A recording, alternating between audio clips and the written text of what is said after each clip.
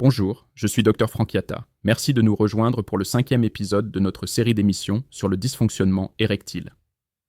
Aujourd'hui, nous allons en finir avec les causes. Mais avant tout, veuillez prendre la gracieuse décision de souscrire à notre chaîne YouTube, à aimer cette vidéo et chaque vidéo que vous regarderez pour nous soutenir. Aussi, n'oubliez pas de nous suivre sur tous nos comptes des réseaux sociaux. Voilà, continuons donc avec le point C. Les causes liées au style de vie. En effet, votre style de vie peut profondément interférer avec votre capacité érectile. L'incapacité de contrôler l'anxiété et les stress financiers, professionnels, relationnels amoureux ou familiaux ont un impact direct sur la fonction érectile du fait de sa grande composante psychologique au niveau du cerveau. Le manque d'exercice physique, le sédentarisme et l'obésité peuvent aussi contribuer, si pas entraîner inévitablement, la dysfonction érectile. Souvent ici, il s'agit des deux plus fréquents types de dysfonction érectile, l'éjaculation précoce et l'impuissance sexuelle. Mais la bonne nouvelle est qu'avec une aide professionnelle, comme que peut vous offrir le Dr Frank Yatta, ces troubles-ci peuvent être résolus. Il faut noter que nous pouvons aussi classer ici la pseudo-dysfonction érectile, qui n'est en fait qu'un manque de connaissances ou d'éducation sur comment procéder ou conduire un acte intime avec sa partenaire. Si vous ne savez pas comment le faire, un manque de confiance ou d'assurance en soi ajouté de sentiments de honte de ne jamais satisfaire sa conjointe peut entraîner un blocage mental au point de ne pas entrer en érection. Ce cas-ci ne constitue pas une dysfonction érectile en tant que maladie, et il peut absolument être corrigé par quelques séances. C'est pourquoi, rappelez-vous, la dysfonction érectile est un diagnostic que doit poser un médecin professionnel après un examen minutieux. 2. Les causes psychologiques.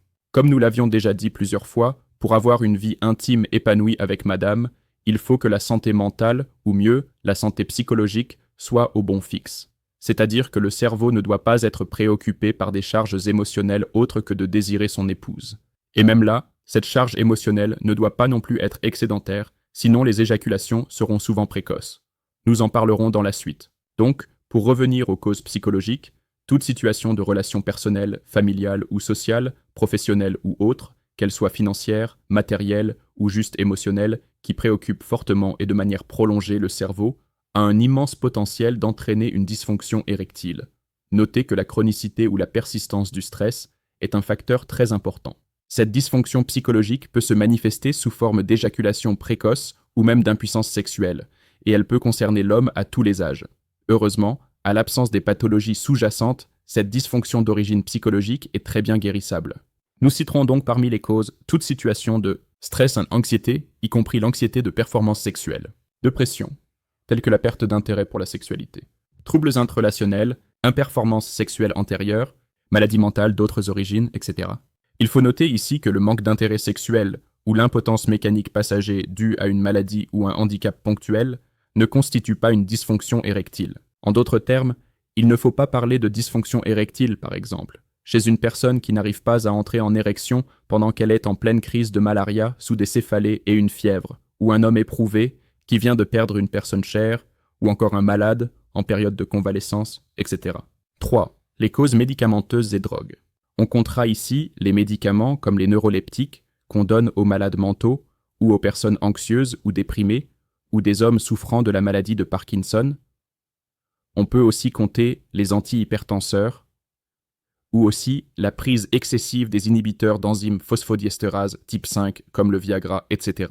Donc, il faut prendre le Viagra avec beaucoup de précaution parce qu'il peut produire des graves effets secondaires, dont notamment des problèmes cardiaques, jusqu'à un arrêt cardiaque, de perte de vision ou d'ouïe, ou dans certains cas, le priapisme.